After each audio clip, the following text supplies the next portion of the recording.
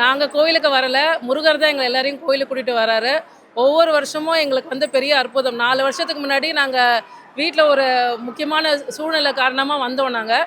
அப்போ வந்து வேண்டிக்கிட்டோம், எங்களுக்கு அந்த பிரச்சனை தீர்ந்துருச்சுன்னா நாங்கள் வந்து வருஷம் வருஷம் வரோன்னு சொல்லி. நான் வேணல, என் பையன் வேணார். அவர் இத்தனைக்கும் இன்னொரு சின்ன வயசு 9 வயசு தான் இருந்தது அவருக்கு.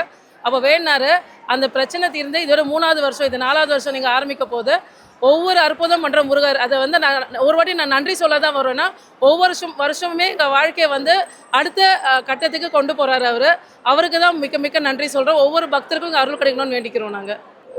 ஒவ்வொரு யுகமே வந்து ஒவ்வொரு தெய்வத்துக்கு வந்து உகந்ததுன்னு சொல்லுவாங்க. ஆனால் அவங்க சொல்கிற மாதிரி முருகரோட யுகம் இருக்குது. அதுக்கான பவர் ஜாஸ்தியாக இருக்கிறதுனால அவரை வணங்கும் போது இன்னும் பவர்ஃபுல்லாக இருக்கும்னு சொல்கிறது உண்மைதான். ஆனால் இதை நம்ம வந்து அது மட்டும் இல்லாமல் நம்ம ஆத்மார்த்தமாக அவரை மனப்பூர்வமாக நினச்சி நம்ம வேண்டும் போது கண்டிப்பாக அவர் இன்னும் ஆழமாக நமக்கு வந்து அற்புதம் செய்வார். அவர் நம்ம வீட்டு பிள்ளையாகவே நினச்சோன்னா காலத்துக்கும் இருப்பார். இது யுகம்னு தாண்டியும் வந்து நம்ம வழி வழியாக காக்கும் தெய்வம் அவர். அவர் என்றைக்கும் நம்ம துணை இருப்பாருங்க.